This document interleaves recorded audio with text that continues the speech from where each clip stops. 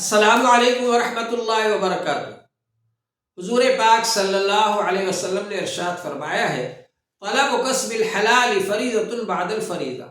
حلال مال کمانا بھی فرض ہے دوسرے فرضوں کے بعد، ملازمت ہو، نوکری ہو، تجارت ہو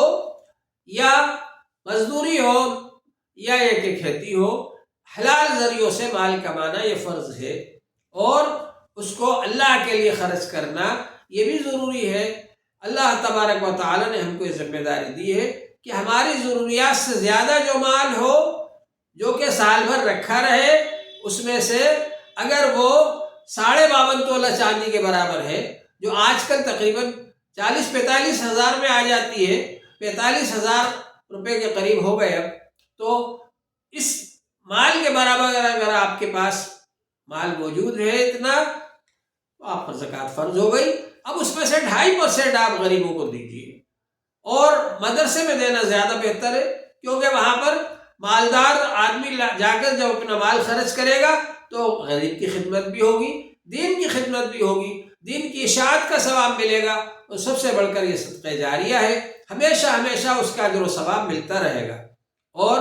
اچھا سے اچھا مال ہمیں اللہ کے لیے دینا چاہیے۔ اللہ تعالیٰ نے فرمایا، لن تنالوا البر حتی تنفقوا مما تحبون، ہرگز نیکی کو حاصل نہیں کر سکتے یہاں تک کہ اللہ کے لیے اچھا سے اچھا مال خرچ کرو، اور غریبوں میں سے جو دین کی خدمت میں لگے ہوئے ہیں ان کو دینا افضل ہے۔ اللہ تعالیٰ نے فرمایا، للذین احسنوا فی سبیل اللہ، ان لوگوں کے لیے ہے صدقہ و خیرات جو اللہ کے راستے میں روک دیے گئے، رکے ہوئے ہیں، لا یستطیعون ضربا فی الارض، وہ زمین میں چلنے پھرنے کی، کمانے کے لیے جانے کی استطاعت نہیں رکھتے، ان کو اتنی فرصت نہیں کہ وہ اپنا دین کا کام چھوڑ کر کے دوسرے کاموں کے لیے جائیں، اور اگر جائیں گے تو دین کا نقصان ہوگا۔ اس وجہ سے ان کو دینا، ایسے لوگوں کو دینا افضل ہے۔ لا یستطیعون ضربا فی الارض یحسبهم الجاہل اغنیاء من التعفف، وہ لپٹ کر لوگوں سے، لا یسألون الناس الحافا، لوگوں سے لپٹ کر سوال نہیں کرتے، اور